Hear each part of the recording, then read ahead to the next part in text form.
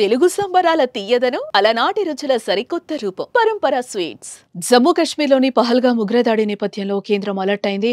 ఇప్పటికే భారత్లో ఉన్న పాకిస్తానీ పౌరులు దేశం వదిలిపోవాలంటూ అల్టిమేటం జారీ చేసింది. నిర్ణీత గడువులోగా దేశం విడిచి వెళ్లాలని ఆదేశించింది. ఈ నేపథ్యంలో హైదరాబాద్లో స్పెషల్ బ్రాంచ్లో రిజిస్టర్ చేసుకున్న పాకిస్తానీల వివరాలపై పోలీసులు ఆరా తీస్తున్నారు. వివిధ వీసాలపై భారత్కు వచ్చే విదేశీయులు ఇక్కడ ఖచ్చితంగా రిజిస్టర్ చేయించుకోవాలి. వారి వీసా వివరాలతో పాటు ఎక్కడుంటున్నారు, ఎవరితో ఉంటున్నారు, ఫోన్ నెంబర్, చిరునామా తదితరాలను అందించాల్సి ఉంటుంది. మిగిలిన అన్ని దేశాలకు చెందిన వాళ్లు శంషాబాద్లోని మామిడిపల్లిలో ఉన్న ఫారినర్స్ రీజనల్ రిజిస్ట్రేషన్ ఆఫీస్ వద్ద రిజిస్టర్ చేసుకుంటారు.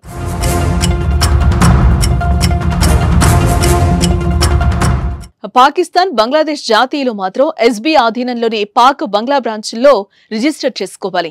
ప్రస్తుతం ఈ కార్యాలయం పాత బస్తీలోని పురానీ హవేలీలో ఉంది. ఈ విభాగంలో రిజిస్టర్ అయి ఉన్న పాకిస్తానీల సంఖ్య 208గా ఉంది.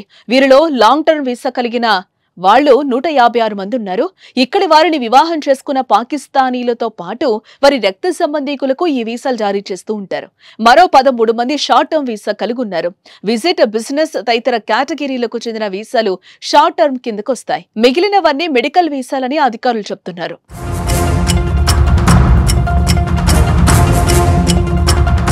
ఇక ఇదిలా ఉంటే పహల్గామ్ దాడి తర్వాత కేంద్ర ప్రభుత్వ ఆదేశాల నేపథ్యంలో ఈ 208 మంది ప్రస్తుత నివాసాలు, ఇతర వివరాలను ఎస్బీ అధికారులు మరోసారి ధృవీకరించుకుంటున్నారు.